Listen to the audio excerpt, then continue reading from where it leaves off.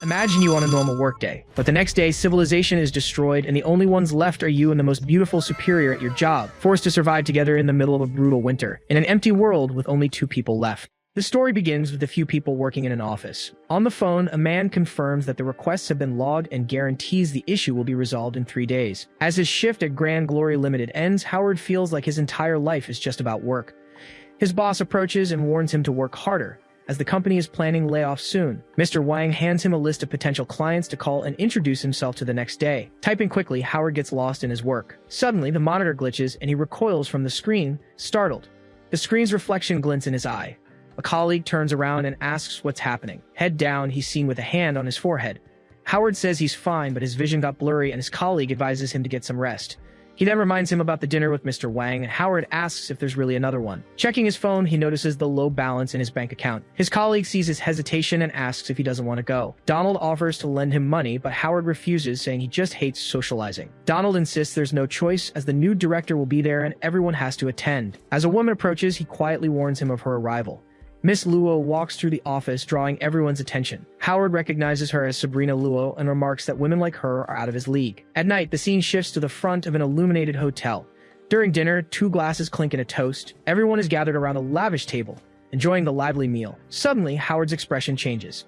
A diagram reveals that his iris, optic nerves, cortex, and central nervous system have been interconnected. Confused, he observes his surroundings while the man next to him drinks calmly. A strange image appears before him. The figure claims that Star Universe Limited designs all sensory organs, including the mind, to enable silent communication. Howard asks what they want with him, but the figure replies that he is the ideal candidate for their dream tests. The entity invites him to be the tester for the Dreamland, promising countless different life experiences. Asking only to be left alone, Howard explains that he needs to work the next day and has no time for this craziness. The voice states that the system can create duplicates of anyone from the real world in the Dreamland, allowing him to decide their fate. Soon, Miss Luo and Mr. Wang appear at the door, and she comments that he seems dissatisfied with what he has now. Mr. Wang formally introduces the new director, Miss Luo, whom they may have already met at the company. He then points to a colleague as his great helper, a team leader in the advertising department, and she greets him with a smile. Howard watches his colleagues suck up to the boss, praising the latest project and crediting all the merit to his brilliant decisions. Continuing the flattery, the man shakes Mr. Wang's hand, who then prepares to introduce Mr. Gao, the copywriter. A hand appears, offering a cordial handshake.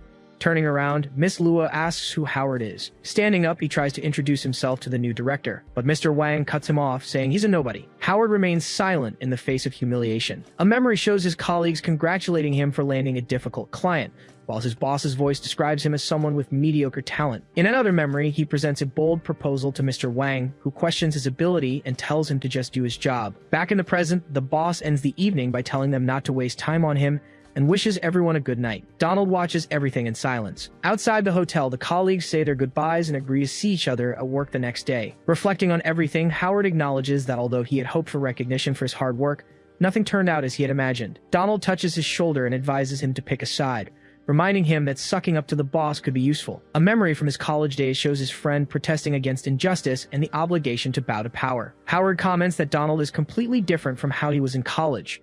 Meanwhile, Mr. Wang tells Miss Luo that she didn't need to waste time on low-level employees, but she calmly replies that she knows what she's doing.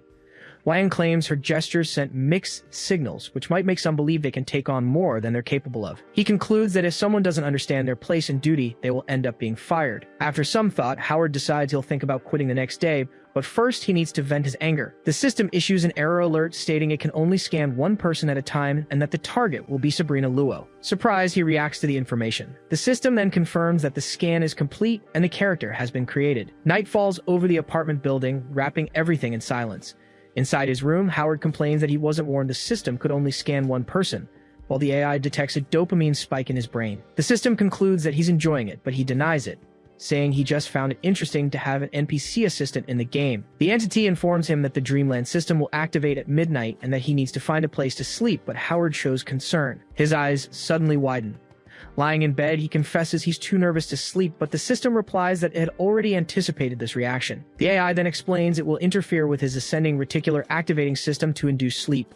In front of him, various mathematical formulas appear, floating in the air. Soon, his body relaxes and he falls into a deep sleep. Suddenly, he wakes up with a start and falls to the floor. A woman approaches and says they've finally met, prompting him to ask who she is. She introduces herself as the AI assistant he was talking to and the administrator of the Dreamland system, asking him to call her AI-63. Howard asks if the test has already started, but she explains that supplies are always needed before a battle, and that there's a shop where he can buy items with his credit points.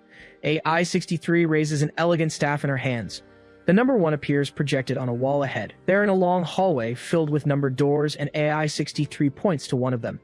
A military machine gleams on display, priced at 2 credit points. As they walk, they see a 100-ton truck for 40 points, a coat for 20, and food for just 1. Approaching an infinite energy battery on display, Howard curiously reaches out his hand. AI-63 scolds him with a tap of her staff, warning him not to touch anything unless he intends to buy it. She explains that by overcoming challenges, he will earn credit points to purchase new items. Howard thanks her for the explanation and asks if there are any really strong NPCs within the system. With a slight smile, AI-63 points to herself with her thumb. She soon informs him that 10,000 credit points have been debited and she is now at his service, which she calls a blatant ripoff. AI-63 announces that the Dreamland will be activated immediately if he has no more questions.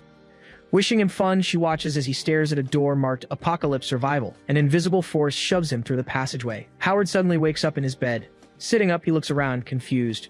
He realizes he's home and concludes that nothing seems to have changed. Calling himself a fool for not thinking of this before, he decides to get ready for work. He tries to turn on the light, but nothing happens. In the bathroom, he discovers the power is out. Already dressed, he walks down the stairs in silence.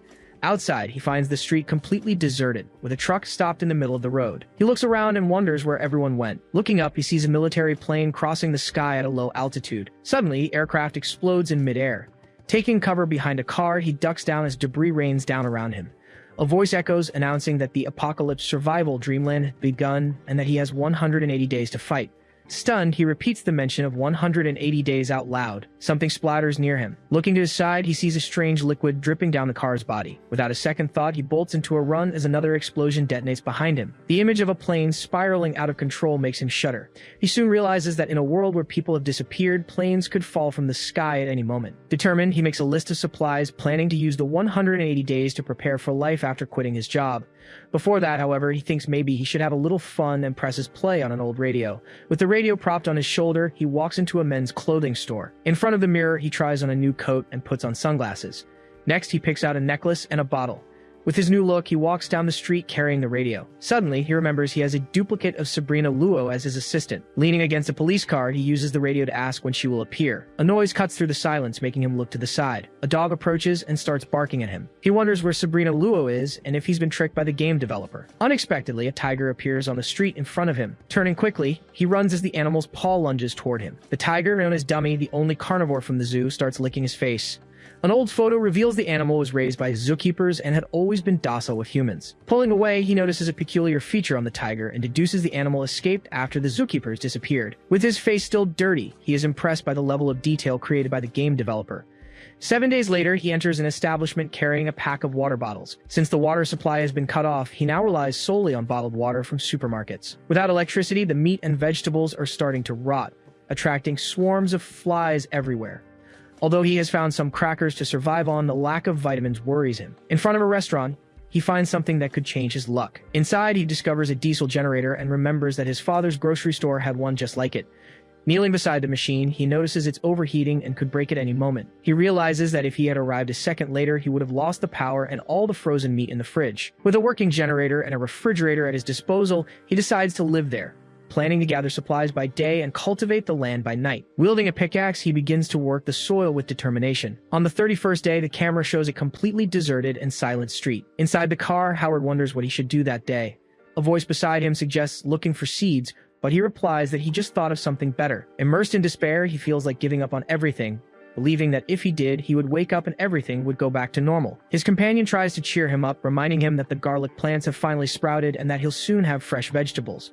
Howard shouts that the vegetables aren't the problem. He complains that the city is filthy, infested with flies, and he feels a deep unease with the situation. At night, the darkness and silence make him feel as if the world has completely abandoned him. The voice taunts him, asking if he really has any useful real-life skills and if he could survive after quitting his job. It advises him to wake up, saying that he's the one playing the game, not the other way around. Howard realizes that even inside a game, they're trying to convince him to surrender to reality. A sudden flash of light cuts across the road, making him slam on the brakes. The car skids on the pavement as he tries to swerve out of another vehicle's way. In shock, he sees that the driver of the other car looks exactly like Sabrina Luo. The two cars collide. Turning to the passenger seat, he stares at the mannequin beside him and questions if that figure is really Sabrina Luo. Waking up in a bed, the woman stares at the ceiling for a moment. Touching her face, she feels the bandage covering the wound. Noticing she's wearing men's clothes, she silently wonders where she is. Rising slowly, she walks to the door and opens it. In the next room, she finds a small kitchen as the sound of a generator fills the air. She immediately recognizes the diesel engine running. On the table, she sees fresh food carefully served. A young man then appears holding a razor, commenting that she's finally awake. He casually invites her over, saying he prepared the meal for her. Sitting at the table, the woman recognizes him from an old work dinner and asks for his name. He introduces himself as Howard Chen, surprised that she already knows who he is. Sabrina questions him about how he managed all this, but he turns the question back on her, curious about what she did for the last month. She explains that she went back to her hometown only to find it empty, and that he's the only living person she's seen. Howard understands why he hadn't seen her before and asks what her plan is. Without much thought, she replies that she has no plan at all. Decisively, Howard proposes that she stay and live there with him. He explains that the place has everything they need and that her life will be better this way. Sabrina accepts, admitting she has no other choice, and he understands she's now part of his team. Before they seal the deal, she warns him that she needs to say something. Howard asks what it is. Calmly, Sabrina informs him that he's not her type and that she hopes they can maintain a certain distance. Howard's silence is immediate, intrigued that she would point this out. Nearby, the mannequin representing Donald appears, and he reflects on his desperate need for a friend. He recalls how he was always judged before people even got to know him. With his hands clasped on the table, he accepts her conditions. Sabrina offers to help take care of the house while he works, not wanting to be a burden. He agrees to the arrangement and recommends she get some rest, as they will start working the next day. Taking a deep breath, Howard mentally repeats that this is all just a game, with no connection to his real life. On the 32nd day, he wakes up to a loud noise echoing from outside his room. Still in bed, Howard wonders why there's so much noise so early and what Sabrina is doing. Stopping at the foot of the stairs, he sees the floor covered in cardboard boxes. Walking up the steps, he questions what she's been up to. Sabrina explains that she cleaned out the warehouse to turn it into a bedroom and shows him a walkie-talkie so they can communicate. Surprised, he reacts to the unexpected idea. He then asks about the mannequin he had left there, and she replies that she threw it out because she found it creepy. Reprimanding her, he says she should have asked first, and Sabrina retorts, asking if he really needed it. Howard tells her the mannequin was his companion, like Wilson to Tom Hanks, something that helped him not feel so alone. She offers to go get it back, but he refuses, stating that he can take care of it himself. Stepping on something on the floor, he stops for a moment. He remembers collecting some security items from a police station and putting them all in a box. He then realizes that one of the items, which he had prepared for use, was missing. Sabrina's watchful gaze follows him. Finding him near the elevator, she asks if he isn't going to look for supplies that day. Howard changes the subject and suggests they do their laundry and cook separately, which makes her question why. He explains that by seeing each other less often, she wouldn't have to be on guard, and he wouldn't feel so uncomfortable. Sabrina asks if he can't just act like a gentleman, reminding him that as a woman, she needs to protect herself. He retorts that her safety is based on his suffering, since he has to endure constant insults and orders. He looks at her firmly and asks why he should accept that. He declares he's not the gentleman she imagines, but he guarantees he won't hurt her, advising her to be more pragmatic. Turning her face away in silence, she ends the conversation. On the 120th day, a butterfly lands on the red roses blooming in the city. As he enters the house, Howard notices how much the place has changed in the last 3 months. The air is fresher and the stench has vanished amid the greenery covering the buildings. Outside, Sabrina waters the plants lining the street, turning the neighborhood into a green refuge. Under her care, the garden grows strong and vibrant, putting an end to the vegetable shortage. Even so, since their first fight, the two haven't exchanged a word, and Howard decides he can no longer stand the silence. Inside the car, he asks Donald if Sabrina has lost her mind for confronting the rats in the garden. The mannequin in the passenger seat seems to reply that she no longer needs a social life. Setting a new goal, Howard announces they're going to find meat, since their supply has run out. He considers eating rats but fears the germs and viruses they might carry. On second thought, he suggests to Donald that fishing would be a safer, more decent option. With the plan set, they leave by car, determined to visit an old friend before going fishing. The vehicle approaches the entrance of the abandoned zoo. At the gate, Howard finds the tiger and greets it, asking how it's been. He pets Dummy's belly, surprised he's still alive. 2 months earlier, the animal would just sit at the zoo entrance, feeding on the remaining herbivores. Howard feeds him again, tossing rats and small animals he caught on the streets. He tells the tiger to go easy, reminding him it's the last piece he has in the freezer. Suddenly, the animal's gaze shifts to the side. In a swift leap, Dummy moves away from him. It charges a group of deer that appears from between the trees. One of them stops nearby, and Howard realizes it's a wild deer. Nature now dominates what was once civilization as the tiger takes down its prey. The rain begins to fall, and a storm gathers on the horizon. Lightning cuts across the sky, making him wonder if the storm is really coming. The wind blows with growing force, and Howard realizes it's a typhoon. Pushed by the violent current, he is thrown toward the car. Fighting the turbulent air, he forces the door open and yells for Donald to let him in. Inside the vehicle, he wonders how a Force 10 typhoon can exist so far from the ocean. In silence, he watches the world distort around him. He remembers he's in a land of dreams and wonders if this disaster is part of the game. He also recalls that Sabrina bikes in the mountains every day and must be near the summit. The car speeds through the streets, cutting through the storm that engulfs it. Broken pots roll through the floodwaters, swept away by the wind and rain. The memory of Sabrina tending to her plants comes to his mind. Braking in front of the house, he notices the door wide open and wonders if she's already back. Accelerating again, he drives away through the soaked garden. The tomato plants bend under the force of the gale and the heavy raindrops. Another memory hits him. Sabrina scaring rats away from her vegetables. From inside the car, he calls out for her, not knowing where to look. The winding mountain road appears before him, swallowed by the storm.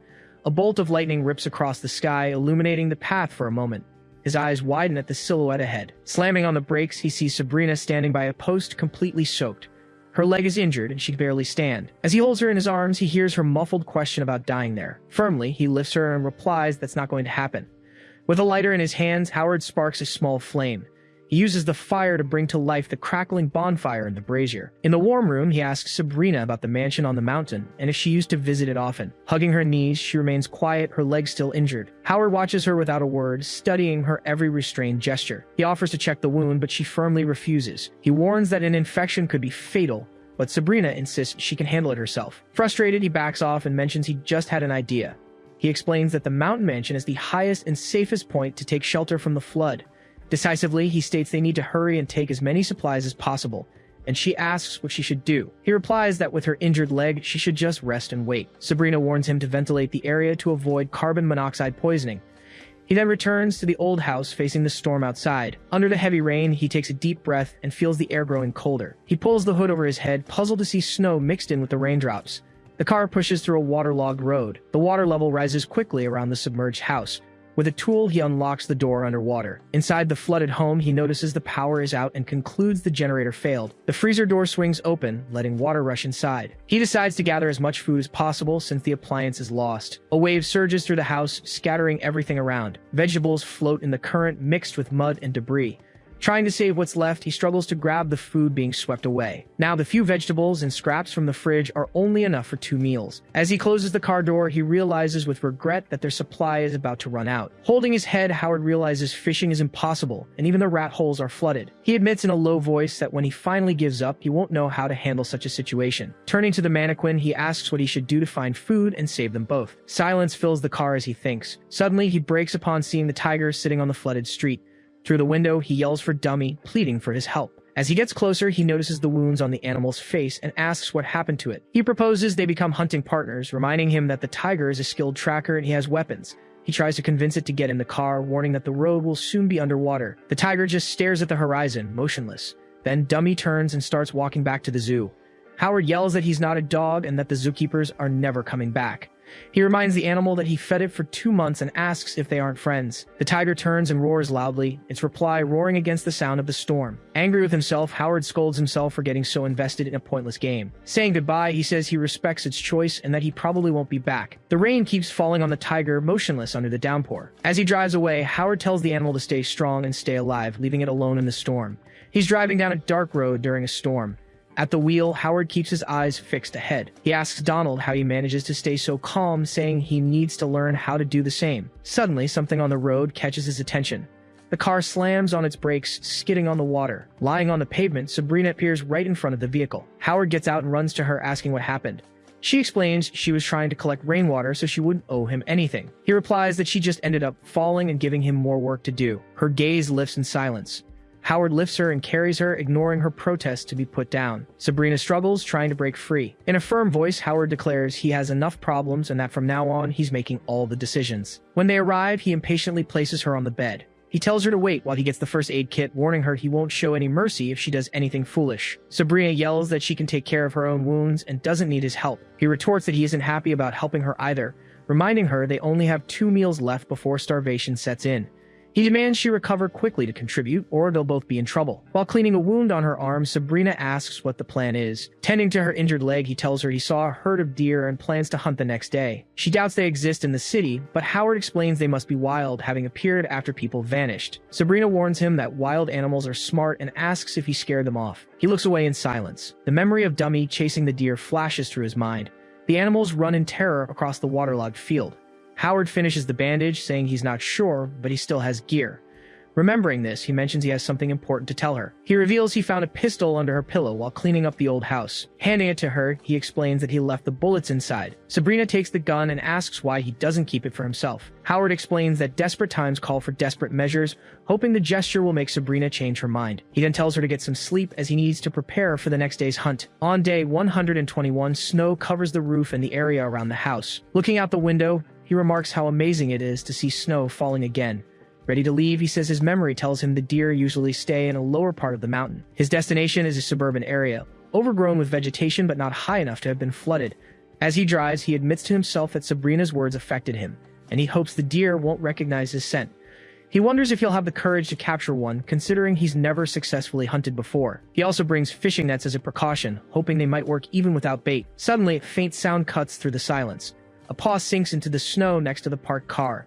Moments later, a pack of wolves appears ahead, blocking his path. Advancing through the snowy forest, Howard grips his weapon tightly. Deer hooves thunder across the snow. Hearing the sound of running, he turns, trying to pinpoint the direction. Moving between the trees, he looks for an advantageous position. The hunter raises his weapon and takes quick aim. He laments the animal's disappearance once again, losing count of how many times this has happened. A new noise catches his attention, and he concludes the deer are still nearby. He follows the tracks in the snow, but eventually loses them. It seems the creatures know his every move and are toying with him. Leaning against a tree, he concludes that maybe Sabrina was right about his scent. He decides he's just wearing himself out and resolves to try his luck with the fishing net. The river flows swiftly through the white-covered landscape. Remembering yesterday's storm, he wonders if he'll be able to fish in these waters. He quickly casts the net into the river. The mesh sinks into the current. He mutters to himself that he only brought one net and can't afford to lose it. The rope remains tied to the bank. Suddenly, the line pulls taut with immense force. Something yanks violently, and he reacts instinctively. The impact drags him forward. Howard plunges into the icy water, his gun flying to the side. Sinking completely, he disappears into the river. The young man emerges, gasping for air. Dragging himself out, he curses the disastrous day. Trying to warm up, he says he's freezing and should probably head home. But then a deer appears before him. In disbelief, he watches the animal so close. He wonders where he left the rifle and if he lost it in the river. He then grabs a shotgun, figuring it'll work for short range. Weapon in hand, he prepares to fire, telling himself this is his only chance. Howard takes a deep breath before shooting. The deer calmly drinks water from a patch on the snow. He fires his weapon. The shot hits a tree and the deer flees. His nose aching from the recoil, he remarks that the developers really nailed the realism in this game. He calls himself a fool for losing his things and getting hurt. His stomach growls, and he wonders if he's going to starve out here. Suddenly, a howl cuts through the silence. In the distance, two silhouettes appear in the snow. Two wolves approach, sniffing the tracks left on the white ground. Sensing the danger, Howard readies his shotgun. But the animals just turn and walk away. Not understanding why they fled, he watches until they disappear. Back at the house, he approaches the gate. In the room, he finds Sabrina sitting next to a small fire. She greets him with a brief comment about his return. Then, she asks what he's been up to. Howard explains that he fell in the river and just wants to warm up a bit. Sabrina comments on his condition, while he, with his back to her, apologizes. Averting her gaze, she pretends not to notice. On the bed, an open wallet reveals a photo of him with another woman. Sabrina asks about the photo inside his wallet. She wants to know if the woman in the picture is his girlfriend. Howard corrects her, saying it's his ex. She comments that the girl looks cute and asks why they broke up. He explains that he wanted a family, but she wasn't ready to settle down. Then he decides to ask about Sabrina's love life. She confirms she has one and says his name is Lawrence, a tech company executive. Howard calls him brave, but says it must be a challenge living with a woman like her. Annoyed, Sabrina reminds him that she's his boss. She shifts abruptly on the bed, and an awkward silence falls between them. Howard, flustered, looks away. Sabrina, embarrassed, asks him to leave. Agreeing, he leaves the room. Outside, he reflects that the agitation doesn't help him endure the cold or the hunger. On days 122 and 123, he crawls through the snow, seeing only the distant shadow of a deer. He knows that if he gets too close, all his effort will be for nothing. Lying in the snow, he thinks about how he's never used a real gun and must be a terrible hunter. Besides, he knows the shotgun is useless at long range. A gunshot echoes through the forest. The scene is now empty, and his inability to reach the deer feels like a bad omen. On days 124 and 125, Sabrina starts talking to him more, not complaining when he returns empty-handed. Howard finds her to be sensible with a strong sense of independence. He decides not to tell her about the wolves, certain she would insist on sharing the risk. Growing weaker, she struggles with wounds that won't heal, while hunger consumes them both. He says they might get something the next day because he built a trap. The device is a deep pit covered with cabbage leaves. He believes the cold will make the deer give in to the bait. Sabrina scolds him, saying he should have discussed the plan with her, since manual labor is dangerous. Agreeing that they have no strength left, he declares that tomorrow they will either succeed or fail. The car drives down the snow-covered road. Soon, the vehicle is parked in the middle of the white forest. Howard gets out and walks ahead. Approaching the trap, he finds it completely empty. Suddenly, something catches his eye. In the trap, there are signs that an animal narrowly escaped. He breaks into a run through the forest, following the tracks. He pleads in a low voice for a deer to fall into the trap, believing just one could change everything. Tumbling into the snow, he looks up and sees the wolves before him. His gaze shifts to the side. The wolves have a deer carcass. Quickly readying the shotgun, he prepares to shoot. Howard fires, yelling at them to get out and drop his kill. But the wolves just grab their prey and run. Defeated, he falls to his knees in the snow, reminding himself that this is all just a game. On his knees, he screams in frustration. A tomato and a lettuce leaf are all that's left. Howard notes that's all the food they have. Sabrina tells him he can have it all, saying she doesn't deserve it because she hasn't helped. He asks if she can't just put her pride aside for a minute, since they're in a tough spot. For a moment, she falls silent. Then she begins to tell him that before she turned 18, she was just a puppet in the hands of others. She explains that she spent most of her time locked in her room. Her father decided what she could and couldn't do. Young Sabrina wondered why she couldn't play like her brothers. She wasn't even allowed to dream. Her father tears up her drawing, saying she would leave the family one day, just like her mother did. He claimed that without the family's power, she would be nothing, and that obeying him was the only way to bring honor. Her hand clenches into a fist over the pieces of the torn drawing. Back in the present, she explains that being independent is her way of fighting and the source of her confidence. Sabrina asks how that sounds and if it's different from what he imagined. Howard agrees that they're all facing a difficult time. He vents that he works hard for no reward and that maybe it's all useless, since he doesn't know what the future holds. Even so, he states that his strength lies in not giving up once he decides to do something. She asks if he's ever fought for what he wants most, reminding him that the world is full of hardworking people. She explains that the only way to be recognized is to stand out from the rest. Sabrina says that independence is the light of her life and that he'll discover what he truly wants when he fights for a goal. Howard remains silent, listening. Then he asks if helping her survive will earn him her recognition. He confesses he wishes his superiors would one day say he's good at what he does and that the place would fall apart without him. Sabrina retorts that she can't prove her independence if he helps her, but he asks her to be kind, as they're in danger. She agrees, saying she'll do it if she still has a voice by then. Howard takes the food and promises he'll shine for her. Rising with difficulty, he stumbles, too weak to stay on his feet. Then he stops and turns back, saying that if he's not back by the third morning, there's a stream east of the mansion. He concludes that she'll find him there and know what to do. The bedroom door slams shut. Sabrina remains silent, staring at the still wood. Outside, snow continues to fall on the house. In the midst of a hallucination, Howard carries the figure of Donald and admits Sabrina was right. He never truly fought. He remembers saying he didn't give up, but now he realizes that was never entirely true. He recognizes that he's always lacked the courage to pursue his own goals. He confesses that he usually chooses the easiest path to escape bad places and difficult decisions. He thinks he could have been better with his family, in his studies, and with his girlfriend. But in the end, he always hides in a safe corner where he can keep complaining. Turning around, he leaves the memory of Donald behind. He promises himself he will stop complaining. He vows he will never do that again. Back in the present, he pulls himself together. Then, he slips and falls from the snow-covered cliff. The fire burns intensely inside a small metal box. Sabrina grabs a utensil from the knife block in the kitchen. She stands, holding it over a figure lying on the floor. Howard is lying down, his eyes closed. Lifting the utensil, she prepares to make a move. The object comes down with force. Suddenly, Sabrina wakes up. Sitting up in bed, she breathes heavily. The clock reads 5:58 p.m., and she wonders if it was all a dream, the first one in 3 months. Howard's words about meeting him at the stream echo in her mind.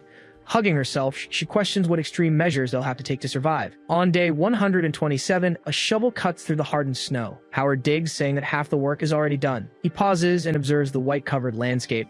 He remembers that the first time he fell in the water, he got closer to the deer.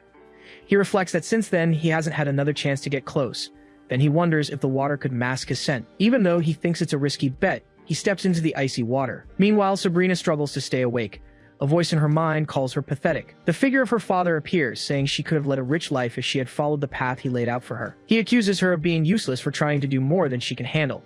but she screams for the vision to disappear, claiming she can take care of herself. Reaching out, she squeezes the tomato on the small table. Howard's words about wanting to be recognized come back to her. She remembers she promised to wait for 2 days. She decides she will keep her word until dawn and that she will survive alone, with or without him. Time passes, and the clock shows almost 3 in the morning on the 23rd. Lying in bed, she awakens to a sudden noise. Her eyes slowly open in the darkness. A rat approaches the tomato on the nightstand. From the bed, Sabrina watches the scene, motionless. The hallucination of her father begins to laugh. He appears next to the rat and the tomato, asking what she would choose. Then he claims she's too tired to make any choice. He then reveals that Lawrence, the richest man in the world, is sick. He says she could have been raised to be his perfect wife and inherit everything. He accuses her of not being able to endure a little hardship and questions how she can call herself independent. He calls her a pathetic and fragile woman who only pretends to be strong. He predicts she will have a lonely and forgotten end. The rat holds the tomato and taunts her, offering the freedom she so desired. Meanwhile, in the forest, a deer feeds on the cabbage leaves from the trap. The animal raises its head, chewing the bait. It remains motionless under the full moon, surrounded by snow. The image of her father stares at Sabrina with a severe look. She aims the gun, saying she's lived her life to the fullest up to this point. The rat states that it doesn't need to be saved by her. Even so, Sabrina continues, saying she doesn't need anyone to save her life. The deer's eye reflects the white landscape around it.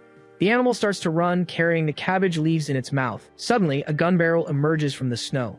A shot hits the deer, causing it to fall to its side. At the same time, another shot hits the rat and the tomato in the room. The deer falls onto the snow. Soon, a gun and an arm emerge from beneath the white blanket. Howard emerges from his hiding spot. He touches the fallen animal. Lying in the snow, he celebrates his victory. Meanwhile, Sabrina takes a big bite of the tomato. Food cooks over the fire. She chews the tomato slowly. The door opens and wet footprints mark the floor. Howard enters carrying the deer and comments that she's already eating. Sabrina stares at him, silent. He says he didn't need to rush back. His head hangs forward. Howard faints and the deer collapses on top of him. Sabrina rushes to him and asks how he is. Touching his ice-covered back, she asks if he can get up. She holds a piece of ice and wonders if he fell into the river again. Outside, the deer meat is hung to dry in the snow. Meanwhile, water boils in a pot over the fire. Sabrina pours the hot liquid into a bathtub to warm Howard. Next to him, she asks if he's feeling better. Hearing no reply, she just sighs. Suddenly, a hand grabs her wrist inside the tub. She turns, startled by the sudden movement. Howard calls her name. Sabrina looks at him. Moving closer, she leans over him. He asks if he has finally earned her recognition. She is surprised by the question. Then, she says he's incredible, and that without him, everything would have fallen apart. Howard smiles, relieved.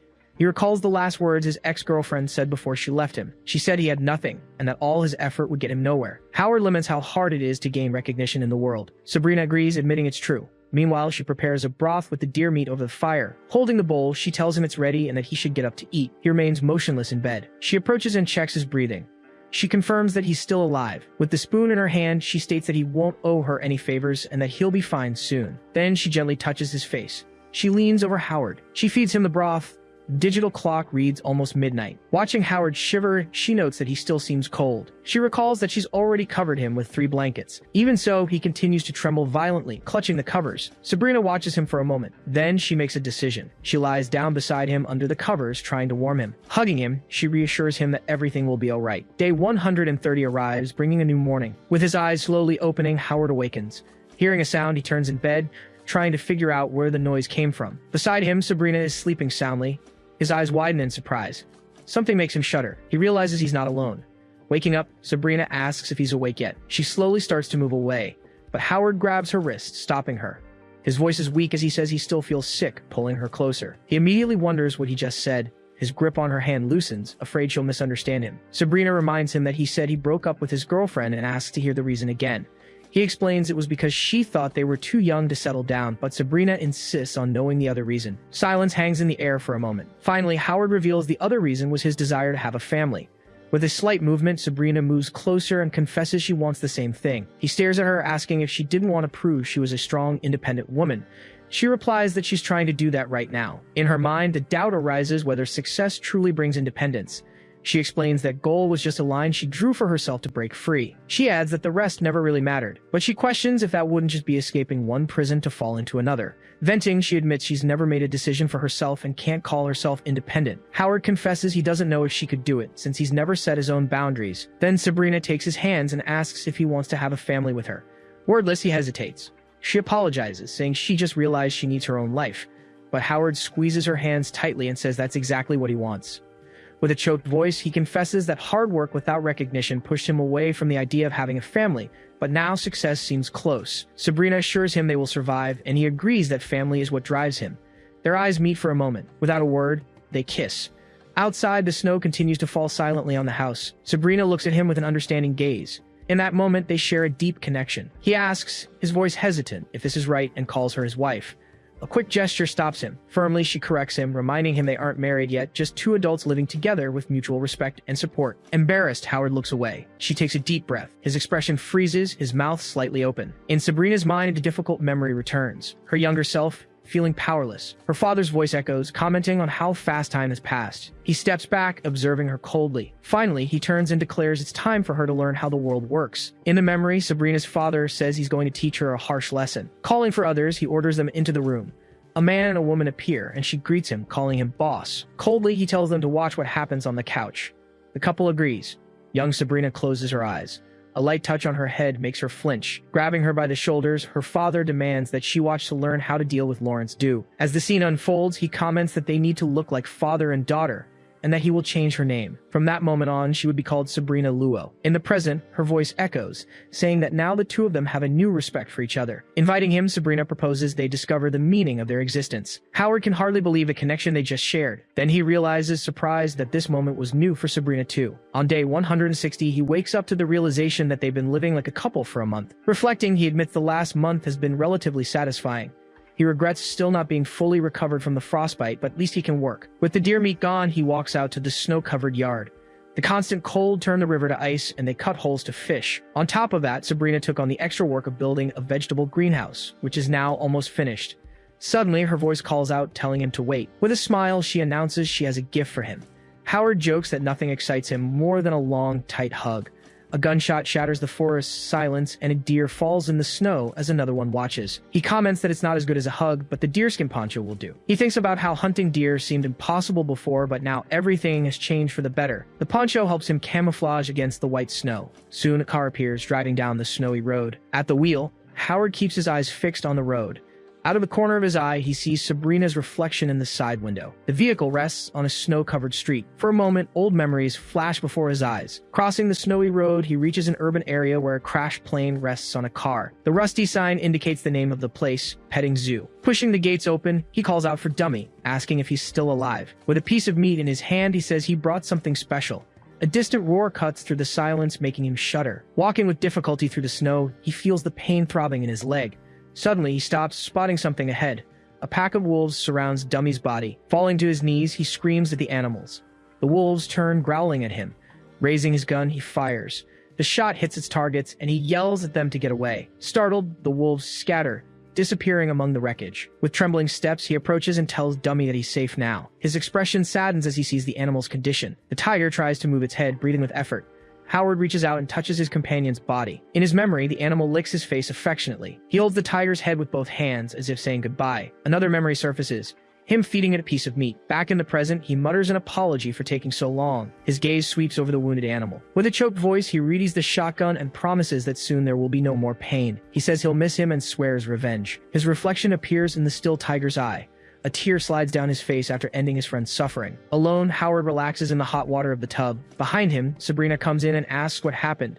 Noticing his downcast look, she wraps him in a hug as he murmurs that it's nothing, just that the world is getting colder and more dangerous. In a low voice, he asks her to stay home for the next few days, saying it's too risky outside. She agrees, mentioning she still has work to do on the greenhouse, and tells him to be careful.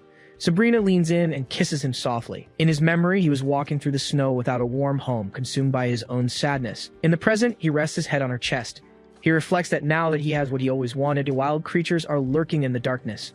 Silently resolving, he promises not to let anything threaten their beautiful home. With his eyes fixed on her, an intense glint appears in his gaze. He vows to eliminate anyone who invades his territory. Dressed as a deer, he moves through the snow with his shotgun, wondering who his next prey will be. From deep within the forest, a pack of wolves emerges and begins to chase him. Surrounded by snow, he feels the danger closing in. A giant grizzly bear appears behind him. The beast leaps, opening its mouth in a deafening roar.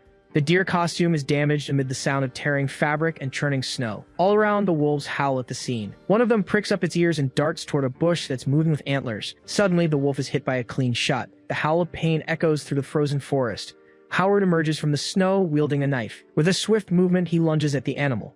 The reflection of the clash shines in his eye. In the bedroom, Sabrina calls to him as they lie in bed. Turning over, he asks what's wrong. She insists on knowing what's bothering him, saying he seems strange all day and offers to help. He thinks that he can't tell her about the fight with the wolves. Hugging her, he says it's nothing and tells her to go back to sleep. Whispering, he warns that there are still 3 left. Among the trees, the wolf pack stares into the darkness. Spreading out in different directions, the wolves run through the snow. One of them stops abruptly while the others continue on. Lowering its snout, it begins to sniff the frozen ground. It moves forward with slow steps, alert to every sound. The scent leads it to a bush where something small is hiding. Crouching down, the wolf peers through the leaves. A short howl rings out, calling its companions. As it gets closer, it bites a fake bait attached to a shotgun barrel.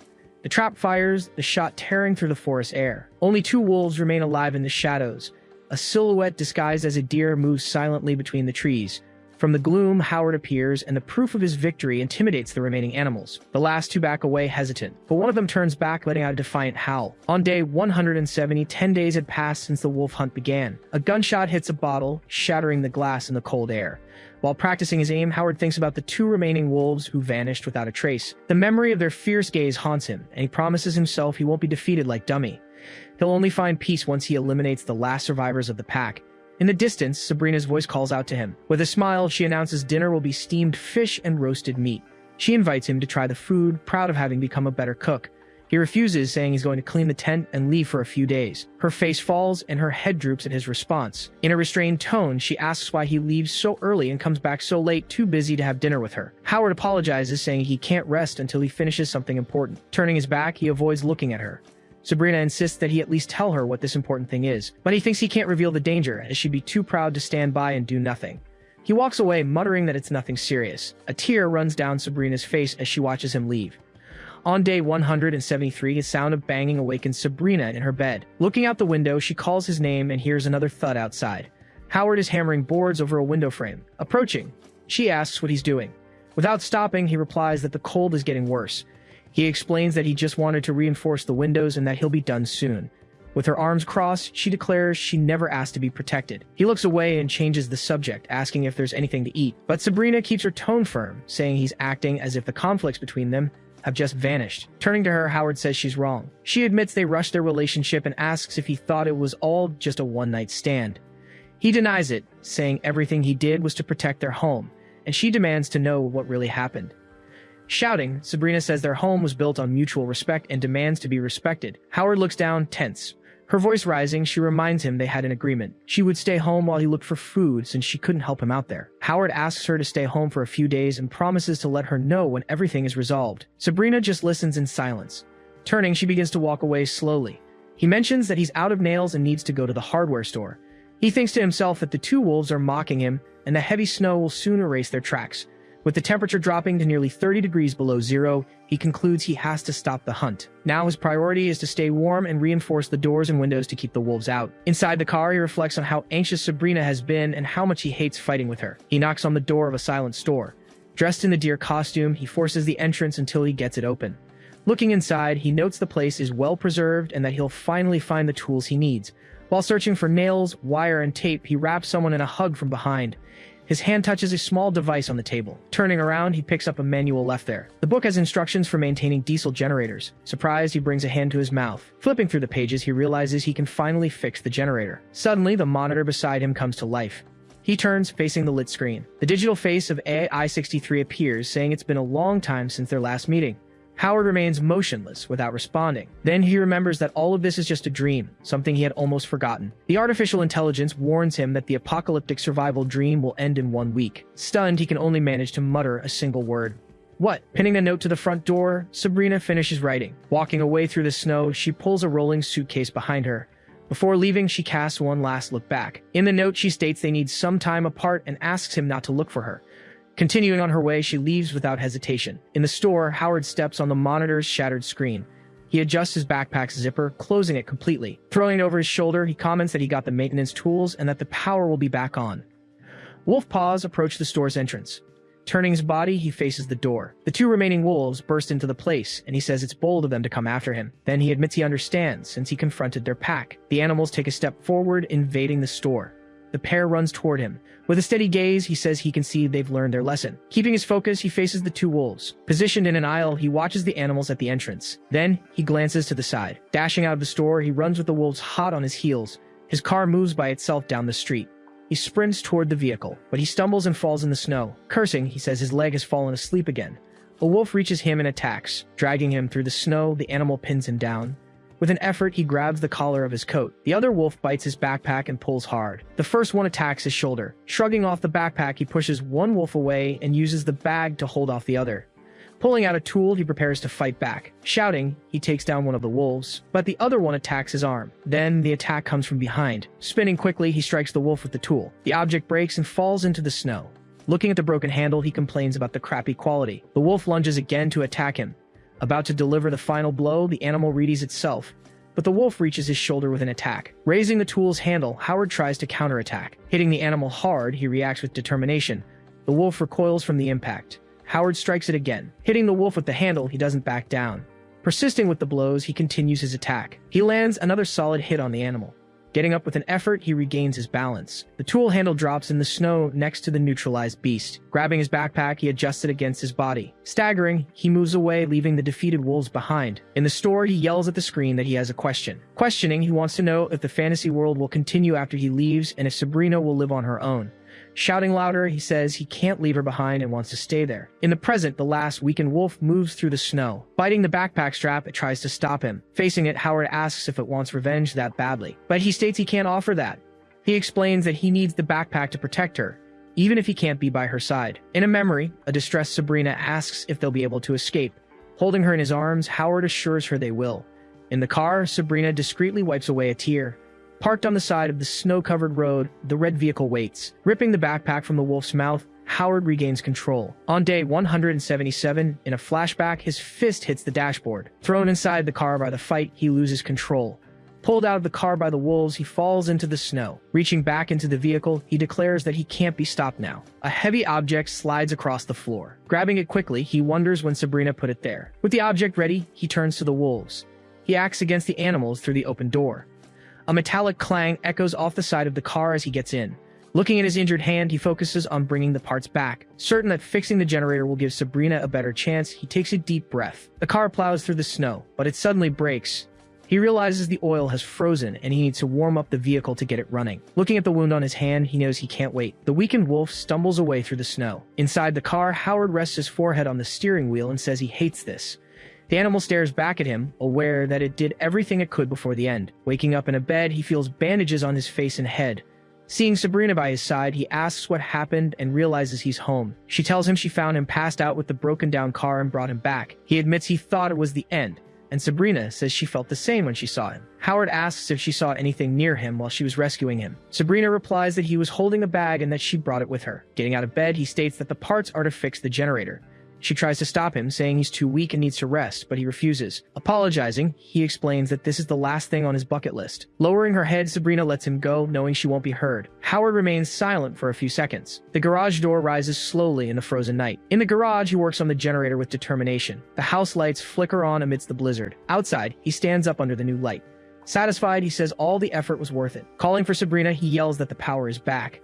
In the kitchen, she chops vegetables and calls him a fool. Howard celebrates as he crosses the yard back to the house, but he stops suddenly in the middle of the path. His gaze fixes on the red car, remembering that Sabrina drove him home in it. Noticing the deployed airbag and the dented front end, he wonders what the vehicle went through. Coughing beside the red car, Howard tries to catch his breath. Crouched near the front wheel, he continues to cough. Pulling something from the tire chain, he finds a sharp fragment stuck there. In a memory, a wolf charges at the car. Roaring, the animal advances without fear. It slams into the front of the vehicle, lunging with force. Back in the present, he looks at the fragment in his hand. With effort, he gets up from the ground, but he loses his balance and stumbles. Leaning against the car, he avoids falling and lets out another cough. His bandaged hand aching, he knows the confrontation left deep marks. Realizing he won't last much longer without help, he breathes heavily. His gaze falls on the dented hood. He understands that hitting a tree caused the damage. In his memory, a wolf runs alongside the moving car. In that memory, Sabrina is driving at high speed. Crashing violently into a tree, she loses control. Back in the present, Howard coughs and stares into the vehicle. Moving away from the car he limps on. At the house, lights glow in the snowy night. Supplies hang to dry on a wooden frame. In the kitchen, Sabrina chops vegetables with a knife. Coming up from behind, Howard hugs her by the waist. He thanks her for everything she's done for him. She teases, asking when he got so clingy, but he just says he's sorry. Howard suggests a stew for dinner. She calls him silly, but smiles. On day 178, the city remains frozen under the snow, but icy drops begin to drip from the trees. Looking out the window, Sabrina notices the white landscape and announces that the sun is up. Opening the curtains, she tells Howard the storm is finally over. Turning to him, her focus shifts to the room. Approaching the bed, she asks what's wrong with him. Lying down, Howard replies that he's exhausted. She fears it's a cold and offers to get some medicine. Going to the dresser, she opens one of the drawers. But Howard calls her name, and she turns back to him. Telling her not to worry, he says he knows it's not a cold. With an alarmed expression, Sabrina watches him. Trying to calm him, she says he's just kidding and will be fine.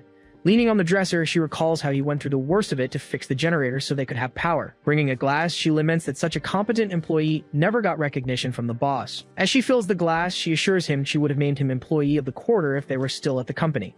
He thanks his boss and his beloved wife. Sabrina hands him the medicine, reminding him she hasn't agreed to marry him yet, and tells him to get well soon.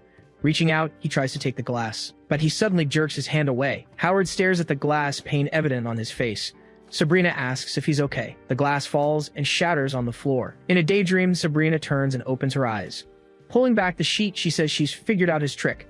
Standing by the bed, she accuses him of pretending to be sick just to make her worry. Leaning over him, she comments that she won't blame him and asks if he needs anything. In the fantasy, Howard moves closer to her as they talk. Back in reality, he asks her to get up so they can talk. With a worried look, Sabrina watches him in silence. She then asks if he can't get up. His hand grips the sheet tightly. With tears, she shakes him and yells for him to get up. Howard says he doesn't have much time to explain, as he feels his time is running out. Advising her, he asks her to go north for supplies when the gas, which will last for 3 months, runs out. Then he mentions there are labeled vegetable seeds in a bucket in the warehouse. Asking if she knows how to operate the diesel generator, he says the manual will be easy for her. Finally, he recommends getting a bigger car, choosing a cold-proof house, and not forgetting to practice her defense skills. On day 180, his image appears amidst an intense light. On the porch, Sabrina looks at the landscape and says the snow has stopped, but he corrects her, saying that was yesterday. She comments on the warmer weather and that the temperature will soon be above freezing. Announcing her plans, she states that when the snow melts, she'll go north to find other survivors. Howard sighs and calls her name. Then he asks if she ever loved him. Sabrina stares at him in silence for a few moments. She finally answers no. With a faint smile, he says he has no more worries now. Closing his eyes, he feels it's time to wake from the dream. Sabrina asks how she could love him, saying he's stubborn and never considers other people's feelings. With tears, she says he has no good qualities and never comforted her when she was sad. Holding his hand, she complains that he does everything himself. Kneeling, she accuses him of leaving things scattered around and arguing when she asks him to stop. Crying, she calls him an idiot.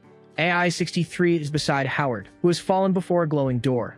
The entrance to the dream begins to close. The artificial intelligence congratulates him on completing the apocalyptic survival challenge. Howard slowly wakes up. Sitting up, he holds his head and asks what happened, saying he feels like he's lived through a lot. But she explains it's normal not to remember events precisely, to avoid confusion between the dream and reality. AI-63 assures him that in a month he will gradually remember everything. Howard says he still remembers something. The AI watches him, waiting for him to continue. With tears, he says he can't stop feeling sad when thinking about something important he shouldn't forget. Then he asks if the dream world will continue. AI-63 states that it was just a game and that it's all over. She asks him to remember it was only a dream, as he has a real life to live. Howard watches her in silence.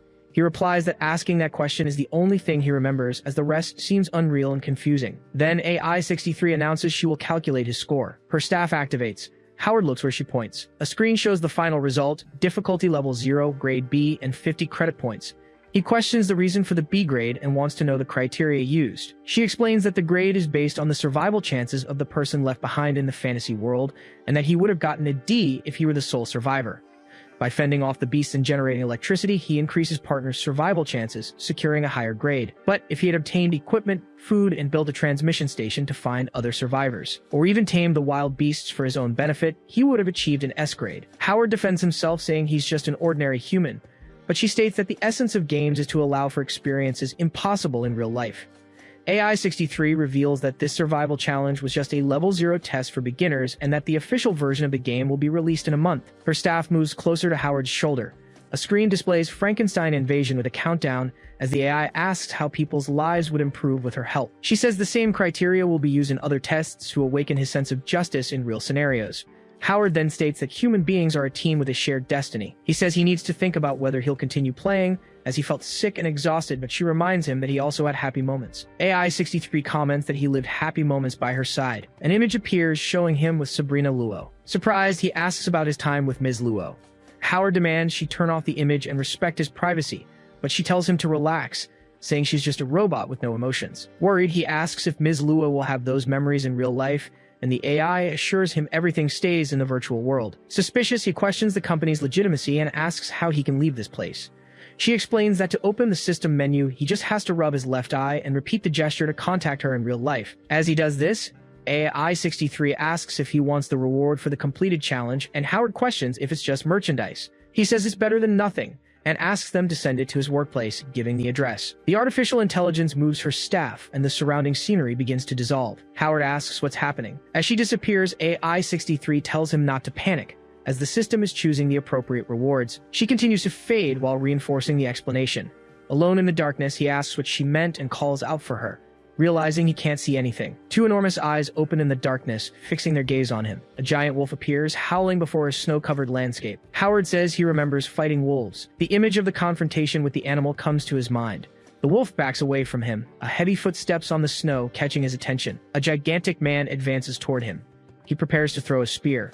The weapon is thrown at the wolf. The spear hits the creature. The wolf is pinned to the ground as Howard watches, stunned. A notification informs him that he's acquired an excellent hunting skill. Precise throw. Intrigued, Howard wonders what exactly a precise throw is. Waking up in his bed, he hears the annoying sound of the alarm clock. The clock reads 7 in the morning on Monday, September 4th. Sitting up slowly, he tries to understand what's happening. Then, he asks himself why the system woke him up by force. Rubbing his left eye, he tries to clear his thoughts. Staring at his own hand, he wonders where the system went and why everything has vanished. Still confused, he asks himself if he's still dreaming or if the dream is over. In the virtual space, warning lights flash on the metal ceiling. Alone, AI-63 questions why Howard Chen was forcibly disconnected. A new alert appears reporting system failures and the loss of the memory control function. Without hesitation, she orders the error code to be tracked. The system responds that the code is ZS001 and that more information is being loaded. Before her, a large screen forms showing the image of a sleeping Sabrina Luo. Then the screen changes to reveal Sabrina walking with a dangerous object in her hand. The scene then zooms in, showing her raising the object. AI-63 wonders why there would be a new dream within an already existing one. She orders the glitch to be fixed, but the system reports that no fixes are available in the database. Annoyed, the artificial intelligence remarks that she is just a butler robot and questions if she'll have to program the fix herself. In the real world, Sabrina Luo awakens in her bed. Two women beside her ask if she has finally woken up. With tears in her eyes, Sabrina watches them in silence. One of them wants to know what happened during the night. She replies that she had a very long dream, but can't remember the details. Right after, she asks what the two of them were doing in her room. The women exchange glances without saying a word. The nurse explains that she was sleepwalking the night before and asks if she doesn't remember anything. Sabrina then wants to know what she did while she was asleep. The employee says that she picked up a dangerous object in the kitchen and started murmuring. Recalling the scene, the employee says she saw Sabrina there, holding that object and repeatedly apologizing. An image of Howard appears beside Sabrina as she cries. The nurse explains she called the secretary, fearing an accident, and the woman suggests Sabrina take a few days off from work. With tears in her eyes, Sabrina states that it wasn't a dream. With her face in her hands, she confesses it was something far beyond a dream. In the middle of heavy traffic, Howard faces the chaos of the city. Walking through a bustling square, he carefully observes everything around him. A man bumps into his shoulder in the middle of the crowd. Scolded by the pedestrian to be more careful, Howard just apologizes. Thoughtfully, he reflects on the difficulty of readjusting to real life surrounded by so many people. Stopping in front of a food stall, the vendor asks if he wants the usual, and Howard agrees. In a casual way, the man offers to set him up on a date with a relative's daughter. For a moment, the vendor watches him in silence. A flame leaps from the steamer as Howard holds out his hands, and the man asks if he's cold. With a faint smile, he replies that he's just a little cold, as the dream was so real he can still feel the temperature from there. Still, the vendor insists on setting up the date, but Howard smiles and reveals he has a girlfriend now. He falls silent for a moment, his gaze distant. Then the memory of Sabrina Luo in the snow takes shape in his mind. He arrives at the Grand Glory Old Building. Checking his phone, Howard realizes he's almost late and feels like he hasn't been to work in a long time. A hand touches his shoulder as someone calls his name. Surprised, he turns around and greets Donald, commenting that it's been a while since they last saw each other. With a confused expression, Donald asks if they didn't have dinner together the previous night. Howard apologizes, saying he's still not sober, because for him, 6 months have passed. His colleague advises him to be careful, as their department might be laid off or even shut down. Wanting to know more, Howard asks what happened, and Donald explains that the board will create a marketing division with functions similar to theirs. Fearing the worst, his friend says Mr. Wang will probably fire him first, but Howard states he plans to resign anyway. With a slight smile, he remarks that the world is big and wonderful, questioning why he should follow someone else's rules. The elevator arrives while Donald watches him in silence. Then, his colleague comments that Howard seems to have changed. As he gets into the elevator, Donald adds that he would normally be complaining by now. Now at his desk, Howard admits to himself that he thinks differently. A memory of the dream surfaces, and he reflects that he got used to working hard and having his own life. Leaning back in his chair, he looks at his own desk. He wonders what he should do, feeling like it's been a long time since he was last there. Soon, he grabs a notebook. Sitting down, he starts writing a to-do list, but soon wonders if that's right. He tears out the page, remembering his job is to collect customer feedback. Then, he crumples the paper tightly in his fingers. The paper ball is thrown towards the trash can. The projectile lands perfectly inside the target. Howard turns slowly, staring at the bin. Sitting, he asks himself what that feeling was. He rips another sheet from the notebook, determined to repeat the test. Across the room, the trash can waits, motionless. With his eyes fixed on the target, he prepares for the next throw. His perception of the surrounding environment begins to change. The path between his hand and the bin becomes sharp and precise. He throws the ball of paper. The throw crosses the office and hits the distant bin perfectly. Howard realizes his body adjusted the angle and force on its own. Intrigued, he wonders where this new skill came from. A memory of AI-63 asking about the reward comes to his mind. He recalls the notification he received about the precise throw. Sitting at his desk, he questions how this is possible since he believed it was just a game. Determined, he decides to test the skill from an even greater distance.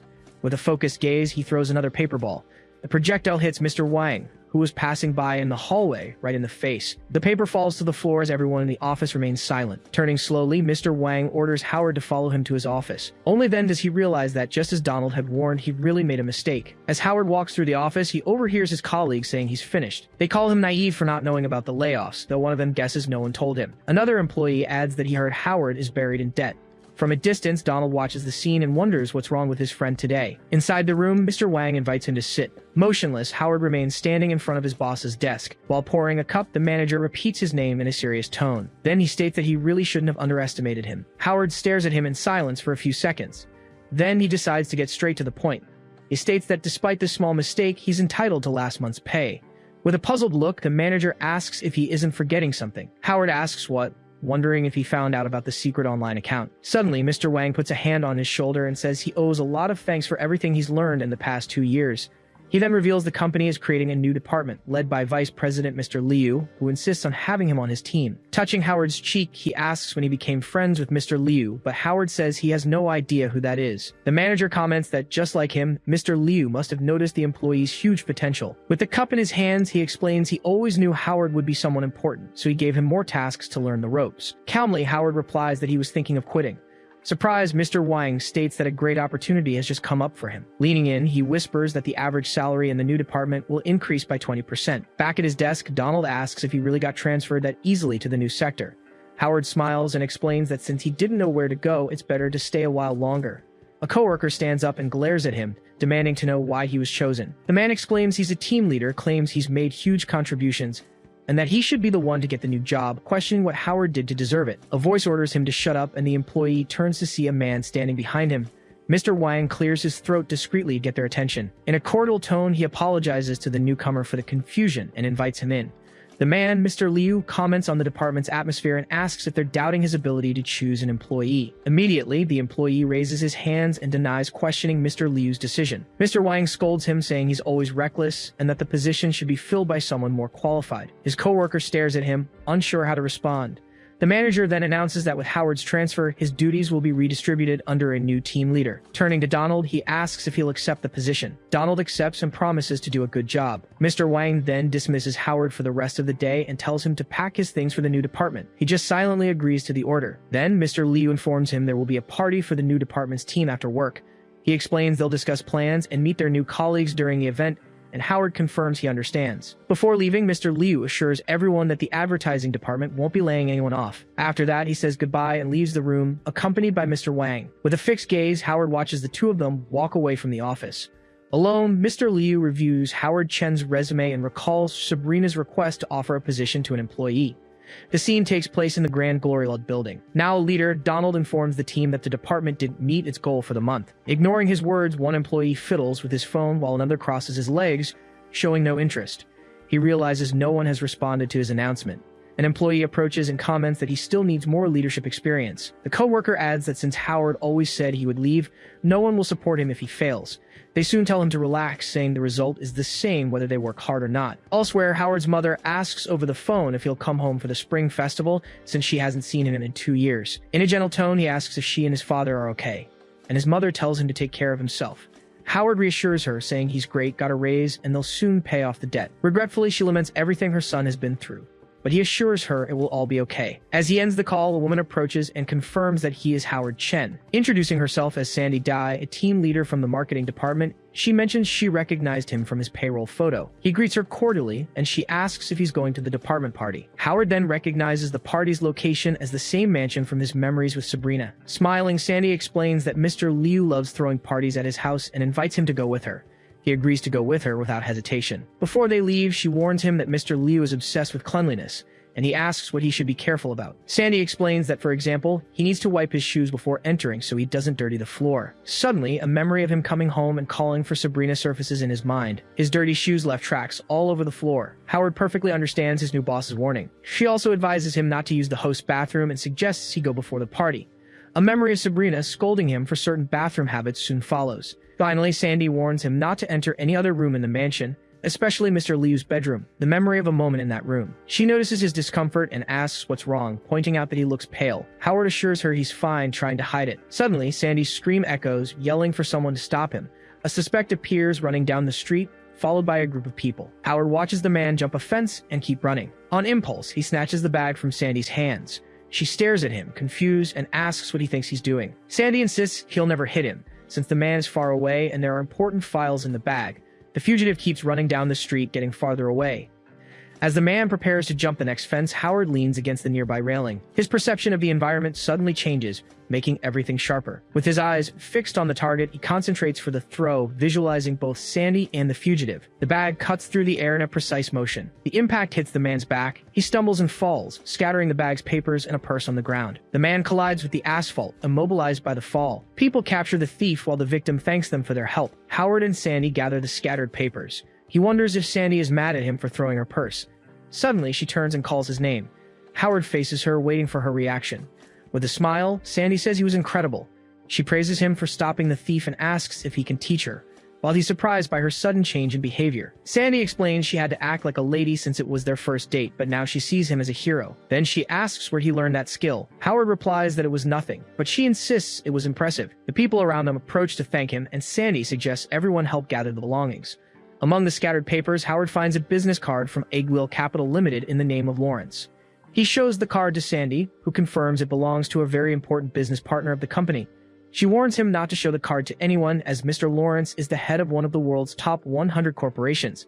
The name Lawrence sparks a sense of familiarity in Howard's mind. Sandy mentions that Miss Luo might be in a relationship with Mr. Lawrence and that the two are going on a cruise. Hearing this, Howard finally remembers something crucial. He recalls that in his dream, Sabrina mentioned her partner's name was Lawrence.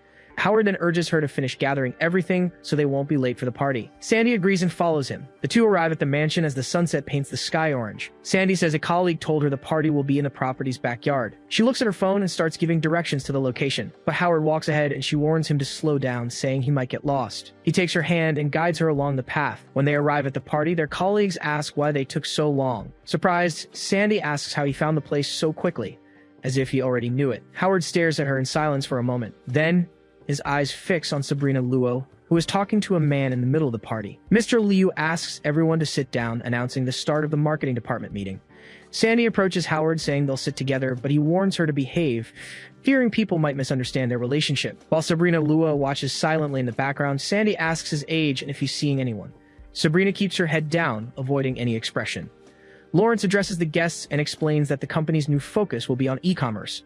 Howard takes the opportunity to ask Sandy if Miss Luo also works in the marketing department. She confirms and reveals that the department was created under Sabrina's command. She also explains that her father is the company's president, which makes her much more influential than Mr. Liu himself. Surprised, Howard asks where Mr. Liu came from, assuming he must have powerful connections. Sandy says that he and Miss Luo grew up together and have been close since childhood. She adds that many people believe they would make a perfect couple. Howard then comments that everything seems confusing, questioning why Sabrina broke up with Lawrence. With a finger to her lips, Sandy asks him to be quiet, saying the rich have their own lifestyle. She admits to feeling admiration and curiosity about what it's like to live surrounded by business giants. Howard wishes her luck, but reflects that everything that happened in the dream must remain only in his imagination, as he has no chance with Sabrina. Lawrence ends the meeting and announces it's time for dinner. Classical music begins to play softly in the background. Sandy comments that the melody makes them feel like part of the elite. With an elegant gesture, Lawrence extends his hand to Sabrina and asks her to dance, recalling the last time they danced in high school. She accepts the invitation and smiles, saying that time really flies. Howard watches in silence without looking away. As a waiter serves the dishes, Sandy is impressed by the boss's generosity, while Howard wonders how much such expensive meat would cost. She scolds him for looking like a rookie and encourages him to relax, saying they should enjoy the night. He raises his glass, agreeing that a man needs to maintain his pride and dignity. The two toast, watching Lawrence and Sabrina dance in the background. A memory floods his mind. In the dream, he was worried when he realized the wine wasn't authentic, and she confirmed that the taste did seem different. He regretted choosing the wrong bottle, but she reassured him with a smile. With the glass in her hands, Sabrina said that to her, the wine was perfectly sweet. In the present, Sabrina discreetly glances over her shoulder towards the table where Howard is sitting. Watching what seems to be a harmonious couple, Howard notices how well Mr. Liu treats his employees. A nearby voice comments that Mr. Liu and Miss Luo grew up together, seeming made for each other. To him, Mr. Liu exudes confidence. He believes Sabrina will have a happy life with Lawrence. Convinced that perhaps this is for the best, he distractedly touches the hot plate. He immediately pulls his hand back, feeling the heat. Sandy calls him clumsy, reminding him that the boss had warned the food was freshly prepared. She tells him not to move, as she will take care of the injury herself. A little water is poured over his hand. Pouring more water from a bottle, Sandy says it's not serious and tells him to act like an adult. Howard just thanks her. Their co-workers congratulate the department's new couple, but he tries to explain it's not what it looks like. From a distance, Sabrina watches the scene. Lawrence notices the expression on her face. Three men approach, commenting that the two seem to be having a lot of fun. One of them explains he heard Miss Luo was moving to the marketing department and came to congratulate her, but now he wants to understand what's going on. Turning to the couple, he asks why Mr. Lawrence's partner is dancing with another man. From his own table, Howard wonders who that guy is. Sandy explains his name is Hans, the general manager of Igwil Capital, and that Lawrence holds him in high regard. Muttering, Howard comments that the situation is awkward and he doesn't know whose side to take. Lawrence asks Hans not to overreact, stating it's just a dance to liven up the party. Sabrina thanks him for being there, but points out that this is an internal company event. Hans is visibly surprised. She suggests he stop by her office the next day, but for now, it's best if he leaves. He insists there's no hurry. He says it's all a misunderstanding and that he can very well join the celebration. Turning to Sabrina, Hans asks her to dance. Lawrence stops him, starting to say something. He states that he and Sabrina are old friends and questions if it's appropriate to ask a woman he doesn't know to dance. Hans tells Liu not to worry about it and says it's none of his business to look after her. Lawrence is left speechless. Sandy comments that the tension is rising and fears it might end in a fight. At that moment, Sabrina intervenes, reminding Liu that Hans is a business partner, and the man praises her composure. Extending his hand, Hans invites her to dance. She stares at him for a moment before accepting. Back at the table, Sandy comments that the way he meddled is unpleasant. While they dance, Hans says he will be the one to pick her up to meet Lawrence. Sabrina just thanks him. He replies that the pleasure is all his and holds her inappropriately. Pushing him away, she tells him to keep his distance, and Hans apologizes. He promises not to do it again. Lawrence watches the two on the dance floor. Sandy comments that Mr. Liu must be furious, but can't do anything since his company is inferior to Lawrence's. Howard takes a sip of his drink, watching the scene intently. He leaves her disrespectfully. Immediately after, she warns him with a firm gesture. She says Hans doesn't seem to be a good dancer and suggests they stop, but he insists he's just getting started. Sandy says Mr. Liu is being too passive and tells Howard to stop staring. He grips his wine glass. Hans criticizes her for embarrassing him in front of everyone. In a sudden move, he throws her off balance, causing her to stumble backward. Lawrence turns towards him. Howard realizes he was wrong about Mr. Liu. A determined expression takes over his face. A steak flies through the air toward Hans. The piece of meat hits him right in the face. Screaming in pain, Hans yells that he's burned while his colleagues run to help him and Sabrina remains on the floor. The guests react to Miss Luo's condition. Ordering silence, the man demands everyone stay still. Then he orders his two subordinates to find out who threw the steak. One of them approaches Howard's table. The subordinate gives him a suspicious look. He soon reports that he found nothing there. Howard discreetly gives thanks. He remembers that Sandy gave him half of her steak, which saved him from being discovered.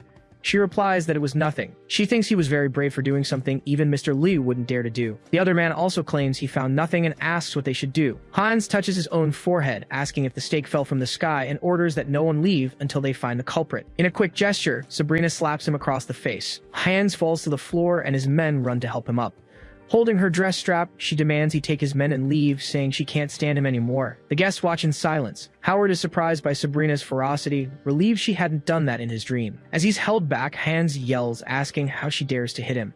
Lauren steps up beside her, saying that being polite doesn't give him the right to disrespect her, and threatens to call the police. One of the men tries to calm his boss, who just grumbles. Then, the subordinate whispers something in his ear. Hans says there's no need to call the police, says goodbye to Miss Luo, and leaves with his men. Lawrence questions the sudden exit, but Sabrina just says she's going to get changed. Howard watches the two walk away and thinks the party is finally over. The night, however, is still far from over. Turning to Sandy, he asks what's wrong. She asks him to call her by her first name and points to the table full of bottles, commenting that they ordered way too much to drink. She concludes that she's found a man more charming than Mr. Liu and decides she's going to win him over tonight. Howard tells her not to rush, blaming Hans for being a buzzkill, but admits he's not a good drinker. Despair washes over him as he remembers he only has $400 on his card and his salary only comes in next week. Realizing he's a tough nut to crack, she decides to prepare for the challenge. Sandy then proposes that for every 3 glasses she drinks, he must drink 1. Howard accepts the deal, determined to get her drunk as quickly as possible with less food and more beer. The clock strikes 1 in the morning. He tries to wake up Sandy, who is completely passed out. Holding her in his arms, he asks where she lives. Drunk, she suddenly stands up and yells that she lives in the far west desert. Immediately after, she lets out a belch. Howard warns her to be careful not to fall, but she loses her balance and collapses right on top of him. Yelling, he tells her to get off, saying it's inappropriate and everyone is watching. In response, she just kept coming forward. Without stopping, she keeps coming. Just then, a waiter informs them the restaurant is about to close and hands him the bill. Howard takes the small piece of paper. He stares at the total charge. The amount is exactly $400. Later, the two arrive at an apartment building. Howard helps her up a dark staircase and she asks where he's taking her. He replies that it's where he lives and she can spend the night there. Sandy calls him a naughty boy for bringing her home on the first day they met. Howard explains he can't afford a hotel and insists she tell him where she lives, but she refuses. From the shadows, the figure of a bearded man emerges in the darkness. Howard then lays her down on the bed. Lying down, she asks him to hold her. He just tells her to go to sleep.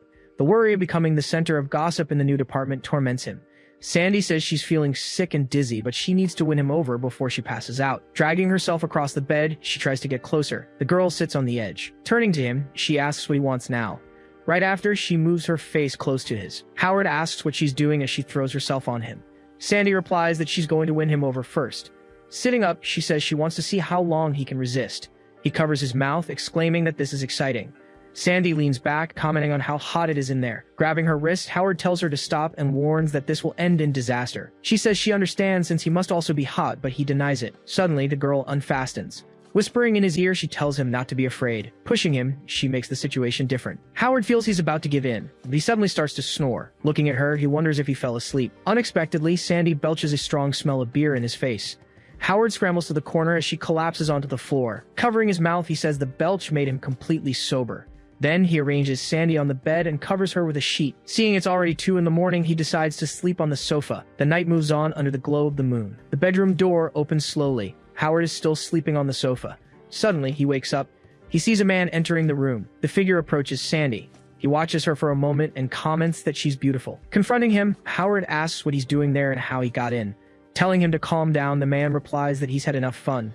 Shocked, Howard retorts that this is absurd. As he yells for the intruder to get out, a hand grabs him from behind. The man throws him hard. Getting up, he comments that Howard is tough and that they could have talked peacefully. Approaching her, he says he owes him one and to let him know if he needs help in the future. Continuing, he promises to give him money when he gets rich and swears he hasn't touched a woman in 20 years. Holding the piece, he turns to Howard and states that, as men, they understand each other. Then, he throws the clothing in Howard's face. With his hand on his face, Howard calls him. Grabbing a stool, he tries to attack the intruder. The man, however, breaks the object with a single punch. Proclaiming it's a good deal, the intruder claims everyone would die for a favor from him. Sarcastically, Howard says he's the best, but reminds him the police can arrest him, making the man apprehensive. Howard accuses him of breaking into his house and trying to do something illegal. Grabbing him, the man comments that the situation seems strange. He asks if the girl isn't a woman, and Howard retorts, asking if she looks like one. Incredulous, the invader questions if people sleep together on the first day, and the young man demands an explanation. So he explains he was abroad for 20 years and doesn't know how dating works today. Doubting the excuse, Howard asks why he waited at the door instead of going home. Revealing the truth, the man says this was his apartment 20 years ago and he came back to get things he had hidden. Heading to a corner of the room, he states the items were hidden there. Showing a small box, he declares that no one found it in 20 years. Inside the box, he reveals jewelry, a watch, and pearls. Saying he risked his life for those items, he claims that back in the day, if they wanted his gold ring, they'd have to take it with their mouths. Howard states he doesn't care about his past and demands to know how he plans to compensate for having hurt his colleague.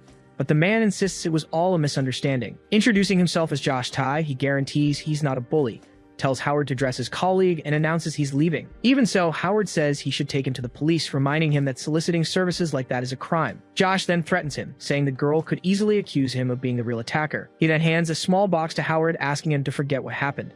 Howard refuses the bribe, but Josh explains the object has no material value. It's just an iron ring, though it's unique. He confesses that since the day he found it, he's dreamed repeatedly of the same woman. The woman in his dreams wore a red coat and held a golden scepter. Josh laments that she never accepted, questioning if she was a ghost haunting him. At that moment, Howard realizes the description exactly matches AI-63. As he leaves, Josh says Howard can do whatever he wants with the ring, or even sell it for a high price to the right kind of person. Still doubting, Howard asks if he really doesn't see that as a bribe. Without answering, Josh leaves and slams the door on his way out. With the box in his hands, Howard wonders if this is connected to the dream system and decides to open it. Inside the small box, a glistening ring appears. Suddenly, a signal is emitted from the ring's jewel. Soon, a projection rises from the object, leaving Howard surprised. The woman introduces herself as a developer of the dream system and explains she left a message to warn the participant. Directly, she informs him that he has fallen into a trap. Next, the developer explains that the system can erase the boundaries between social classes, laws, and moral standards.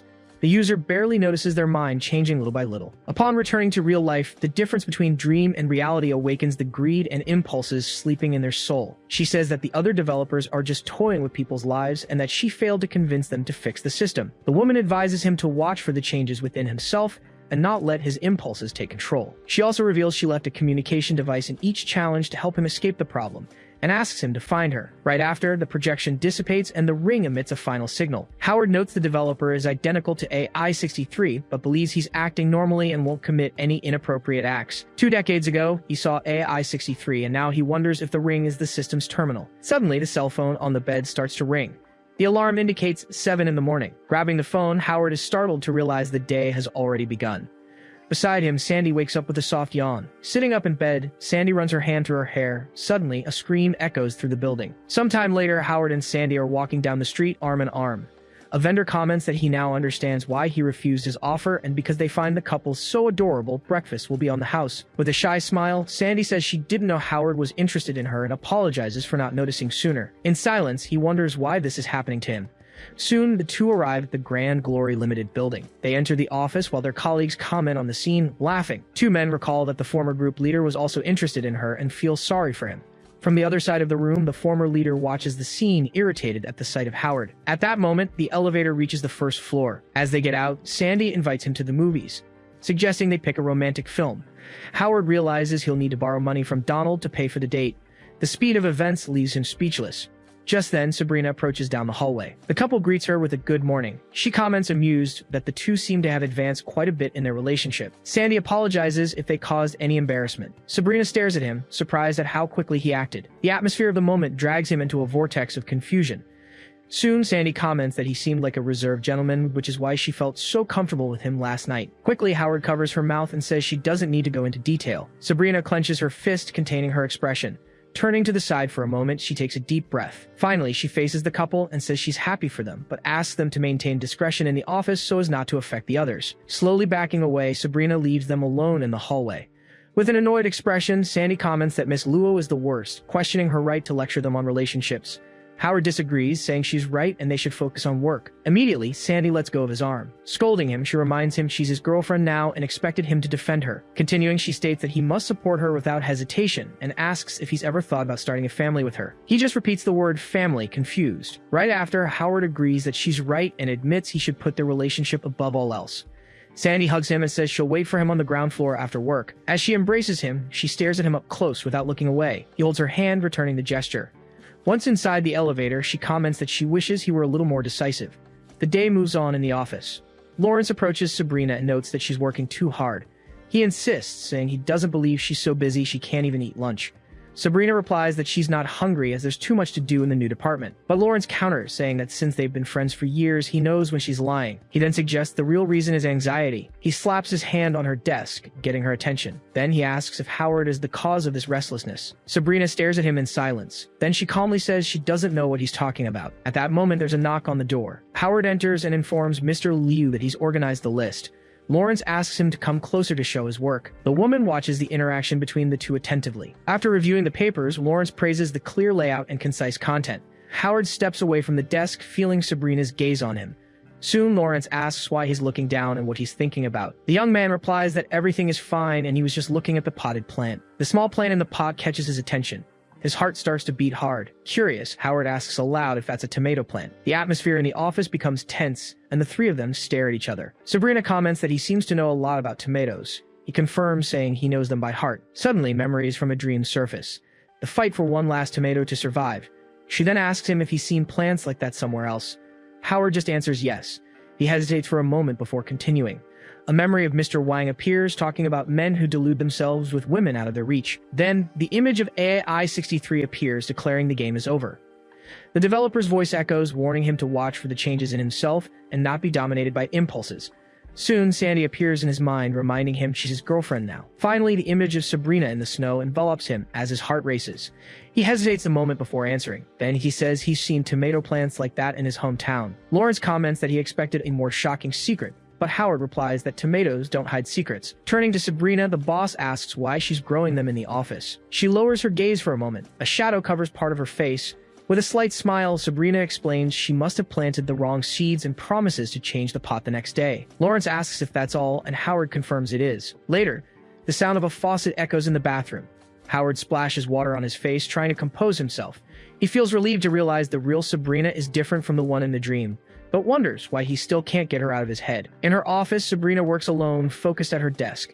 She breathes a sigh of relief for having maintained her composure and avoided embarrassment. Meanwhile, in the bathroom, Howard realizes the game's developer was right and that he had been caught in a trap without noticing. Looking at his own reflection, he wonders what kind of man he would have become if he had stayed in the game. He then remembers he's just an employee, and she's the president's daughter, concluding that nothing will ever happen between them. Back in her office, Sabrina thinks about how real the dream seemed in the 180 days they spent facing trials together. Holding the pot with the small plant, she decides it's time to leave the past behind. They both reach the same conclusion. The dream is over, and they are no longer connected to each other. The workday finally comes to an end at Grand Glory Limited. Howard asks Donald for help, who transfers $2,000 and comments that his expenses have increased since he got a girlfriend. Outside the building, Sandy is waiting for him. Howard decides to take her to dinner, wanting to cheer her up. Suddenly, the former group leader approaches to talk to her. He says he's worried Sandy might be getting scammed, but she replies that she doesn't need to hear it. Howard arrives and hugs her, asking what happened. He wants to know if the man tried to bother her, but she denies it. The ex-leader states that, unlike certain people, he's honest and just wanted to warn her to stay away from hypocrites. After saying what he wanted, he turns and walks away. Howard tells her to just ignore him, reminding her that he was always a nuisance in the advertising department. Holding her hand, Howard reminds her they were still going to the movies and shopping. Her hand slowly slips from his. The two remain side by side, watching the sunset paint the sky. Suddenly, Sandy announces she wants to break up. He continues to look at the horizon without turning to face her. She says they barely know each other and asks about his family's debt. Howard lowers his head, silent. With a faint smile, he replies that the amount is $200,000. The amount stuns her, too large for someone living just on their own salary. He then asks her to leave him out of it. Sandy confesses she doesn't come from a rich family and isn't as capable as he thinks. Howard admits he knows she was never really interested in him. She explains that she didn't like seeing Miss Luo attract all the good men, and that without realizing it, she ended up getting involved. Finally, she says she doesn't deserve him and asks him to forget last night. After speaking, Sandy walks away and leaves, leaving him alone in front of the building. Later, in a text exchange, Howard refuses Donald's offer of more money.